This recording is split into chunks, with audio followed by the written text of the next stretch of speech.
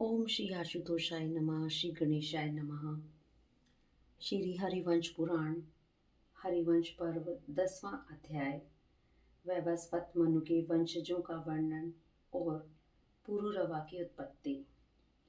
वैशंपायन जी कहते हैं, भरतर वैवस्वत मनु के उनके ही समान इक्ष्वाकु, नाभाग, धृष्णु, शर्याति, नरिष्यंत, प्रांशु, सातवीं नाभागारिष्ट, करुष और पृषर्ध्र, ये 9 पुत्र हुए।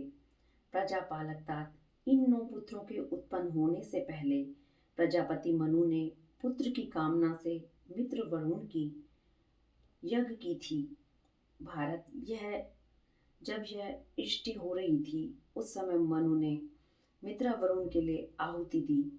भरत श्रेष्ठ, आहुति के संपन्न होने पर देवता, गंधर्व, मनुष्य और तपोधन मुनि परम प्रसन्न हुए और कहने लगे, अहो, इसका तपोबल आश्चर्यजनक है और इसका शास्त्रीय ज्ञान भी अद्भुत है। उस यज्ञ में दिव्य वस्त्रों को धारण किए हुए, दिव्य आभूषणों से विभूषित और दिव्य शरीर वाली ईला नामक कन्या उत्पन्न हुई थी। ऐसी ख्याति है। राजा मनु ने उस कन्या को ईला कहकर पुकारा और कहा, भद्रे, तू मेरे पीछे पीछे आ। तब पुत्र की कामना वाले प्रजापति को ईला ने यह धर्ममय उत्तर दिया। ईला ने कहा, वक्ताओं में श्रेष्ठ, मैं धर्म की हत्या नहीं कर सकती, अन्यथा धर्म भी मुझे मार डालेगा। मैं मित्र वरुण के अंश से उत्पन्न हुई हूँ, अतः उनके ही पास जाऊंगी। शेष नितंबों वाली ईला राजा मनु से इस प्रकार कहकर मित्रा वरुण के पास गई और दोनों हाथ जोड़कर उनसे इस प्रकार कहने लगी, देवताओं, मैं आप दोनों के अंश से उत्पन्न हुई हूँ, अतः आप लोग बताइए, मैं आपकी क्या सेवा करूं? मनु जी ने मुझसे कहा है कि तू मेरे पीछे पीछे आ। राजन, धर्मपरायणा साध्वी ईला के इस प्रकार कहने पर मित्र और वरुण ने उससे जो कुछ कहा था उसे सुनो। सुंदर कटी भाग वाली सुंदरी, तेरे इस धर्म, विनय, इंद्रिय संयम और सत्य से हम दोनों तुम पर बहुत प्रसन्न हैं। महाभागे, तू हमारी पुत्री रूप से प्रसिद्ध होगी और मनु का वंशधर पुत्र भी तू ही होगी। शोभने, उस समय तू मनु के वंश को बढ़ाने वाले जगत में प्रिय, धर्मशील, सुध्रुम के नाम से तीनों लोकों में प्रसिद्ध होगी। इस बात को सुनकर वह अपने पिता मनु के पास वापस जा रही थी। इसी बीच में अवसर देखकर बुध ने उसे सहवास के लिए आमंत्रित किया। राजन, चंद्रमा के पुत्र बुध द्वारा उस ईला के गर्भ से पुरुरवा उत्पन्न हुए और उस पुत्र को उत्पन्न करके वह ईला सुधुम्न हो गई। भारत, सुधुम्न के उत्कल, गय और विनताश्व नामक 3 परम धार्मिक पुत्र उत्पन्न हुए। राजन, उत्कल की राजधानी उत्कला उड़ीसा हुई। विंताश्रव को पश्चिम दिशा का राज्य मिला और भरत श्रेष्ठ, गय की राजधानी पूर्व दिशा में गया नाम की पुरी हुई।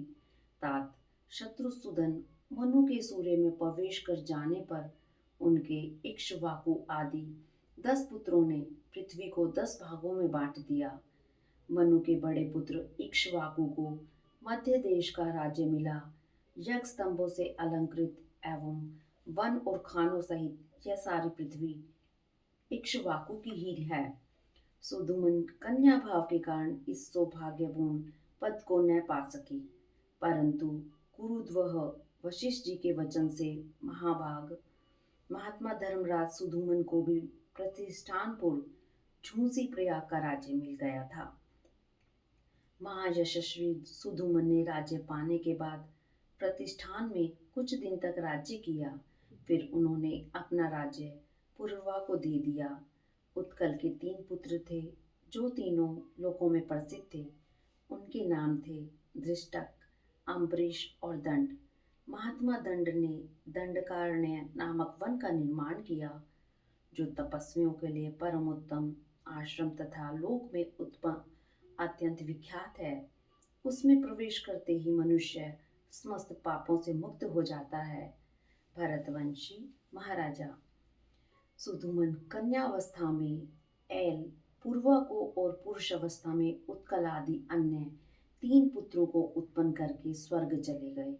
ये सुधुमन स्त्री तथा पुरुष दोनों के ही लक्षणों से संयुक्त हुए थे। इन्होंने ईला के रूप में रहने पर गर्भ धारण किया था। फिर ये ही पुरुषत्व प्राप्त होने पर सुधुमन नाम से प्रसिद्ध हो गए थे।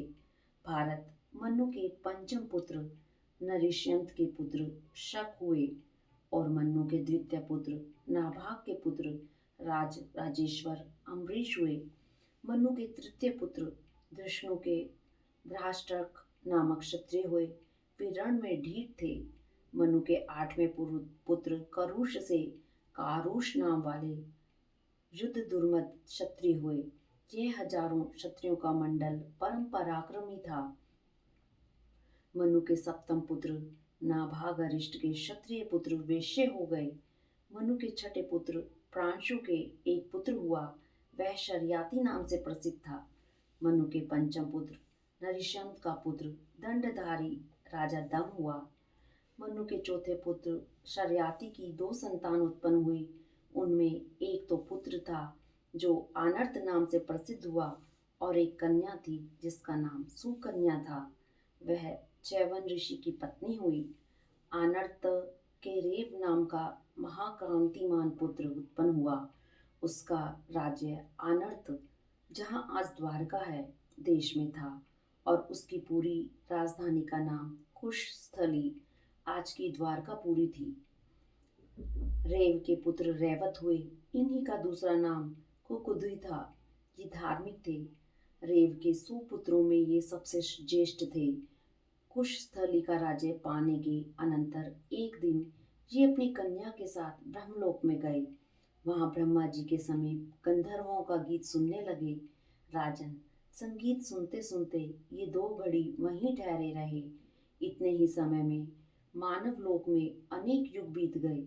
तत्पश्चात ये यादवों से घिरी हुई अपनी पुरी में आए। उस समय तक इनकी युवा अवस्था जो कि त्यों बनी हुई थी। उस समय उस पुरी में बहुत से दरवाजे बन गए थे और वासुदेव आदि भोज, वृष्णि और अंधक वंशी उस रमणीय पुरी की रक्षा कर रहे थे। यादवों ने उसका नाम बदलकर द्वारवती रख दिया था। शत्रुमर्दन इन सब बातों को यथार्थ रीति से जानकर राजा रेवत अपनी रेवती नाम की सुव्रता कन्या को बलदेव जी के हाथ में देकर स्वयं मेरु पर्वत के शिखर पर चले गए और वहां तपस्या में लग गए। इधर धर्मात्मा बलराम जी भी रेवती के साथ सुखपूर्वक विहार करने लगे। इस प्रकार श्री महाभारत खिलभाग हरिवंश के अंतर्गत हरिवंश पर्व में पूर्वा की उत्पत्ति का वर्णन विषयक 10वां अध्याय पूरा हुआ। हरिओम तत्सत।